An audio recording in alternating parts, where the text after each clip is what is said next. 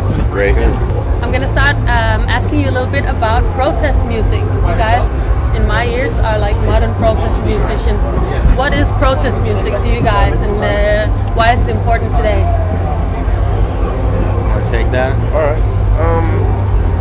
I feel like anytime that you can use music as a way to get your ideology out there it's a great vehicle for that. And we're all like-minded people. Chuck, Be Real, Tom, Brad, myself, DJ Lord. We all have metal out here. a similar political ideology, and it comes out in our music. And so I guess that's the only protest music that I know that I know where it comes from, and I guess it just comes from the heart. Yeah. So should protest music be different today than, let's say, for instance, in the 60s and stuff like that? Music is different, Yeah. so everything, it's going to be different, there is no template for what is protest music. You can do it with a folk song or a heavy rock song, Yeah.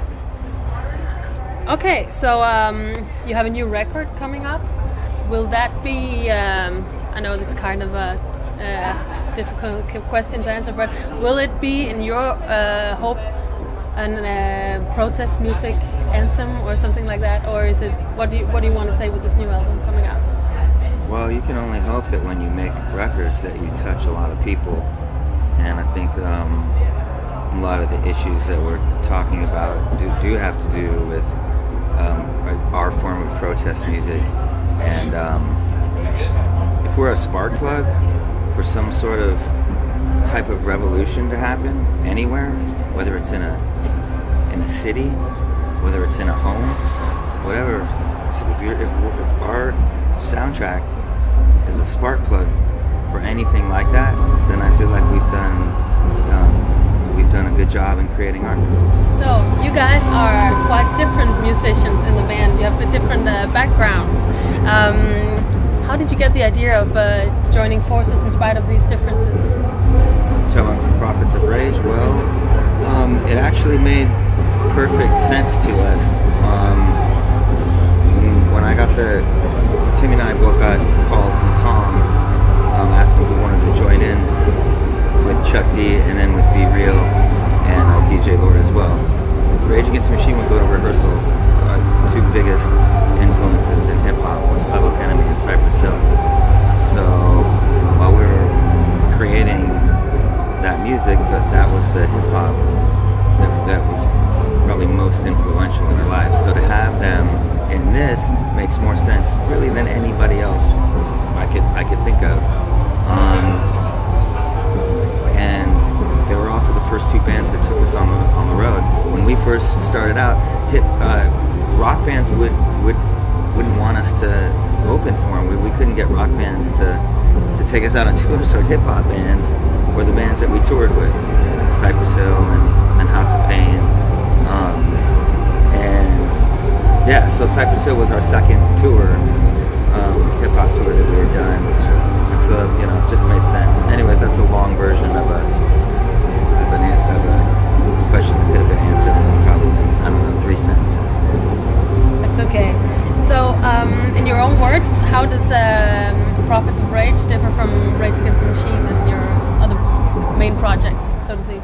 Well, there's no musically, we have it's a little bit deeper chord progression happening with the Prophets of Rage, so there is a difference in that. Rage really was staying in the same key, one monotone thing, which was cool. It's what we did, and so this is a little different. Maybe it's a little more like Audio Slave, I don't know, but none of it was a conscious sort of like, oh yeah, well, we got to be doing it this way or that way. We just did it. But there's that, and there's Rolling Down Rodeo had a key change in it. Yeah, it did. It had What one. to be. Yeah, we had to really try to make that happen.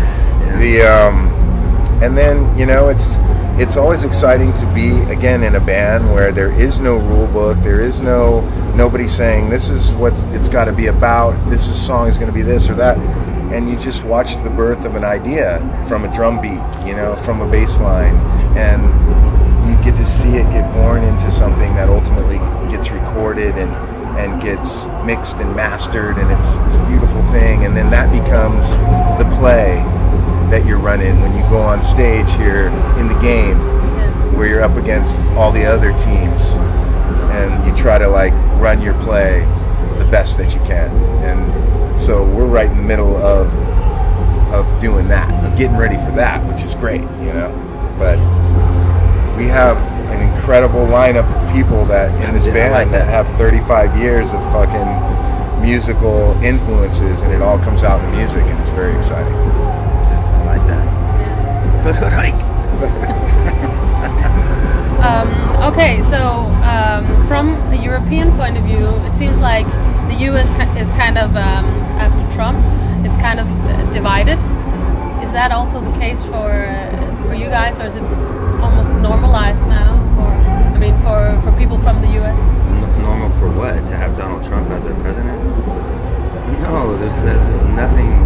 I don't think there's anything normal about it. The only thing I can say is I look at it right now as if Hillary would have gotten elected, it would have been business as usual. There would have been a lot of people that were still asleep, and I think he has really divided a country, and I feel like he's woke a lot of people up.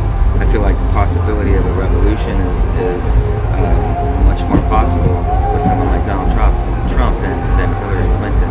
So, you know, maybe that's a silver lining in just the worst case scenario that we're in right now. Okay, so finally I would like to ask you how you received the tragic news of the death of Chris Cornell recently. Just heard it. Just like everyone else.